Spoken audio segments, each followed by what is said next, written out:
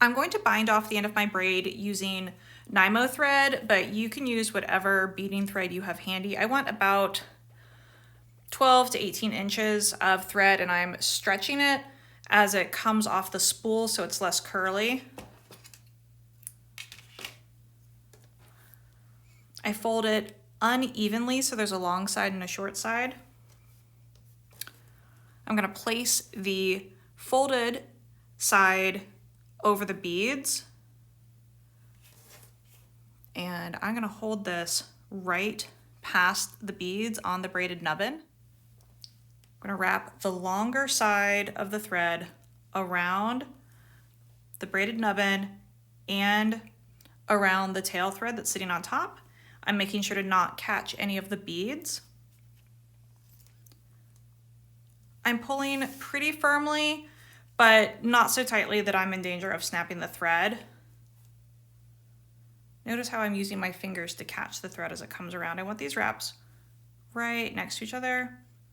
4 or 5 times is great. We're not trying to make this very wide.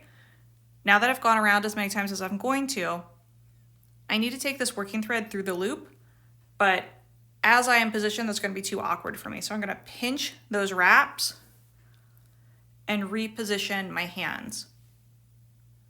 Now I can easily put the working thread through the loop. And while I'm still holding those wraps, I pull the tail to close the loop. There's my knot.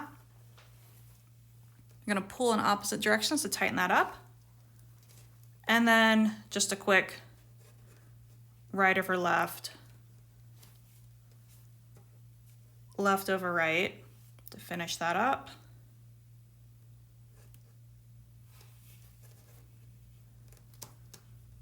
You can trim these tails really closely.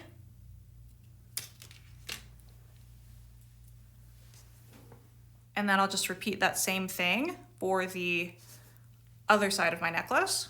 Now it's time to cut and glue. I have a little piece of scrap paper here to protect my work surface, and my magnets are ready to go. I'm using E6000 glue. Just gonna have that at the ready, and here we go. You wanna cut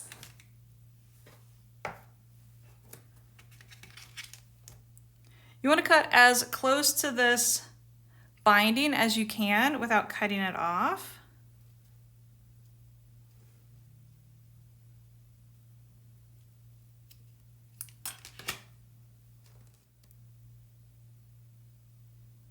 I want a small blob of E6000.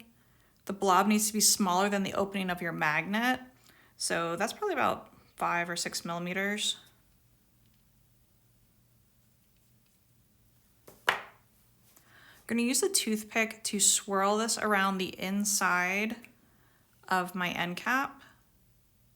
Just wanna get that on all sides, and I'm doing my best to not have any of it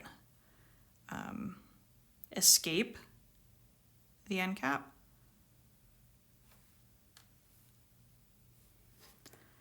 And now I'm just going to push and twist. You'll feel when it's all the way on there, it won't go anymore.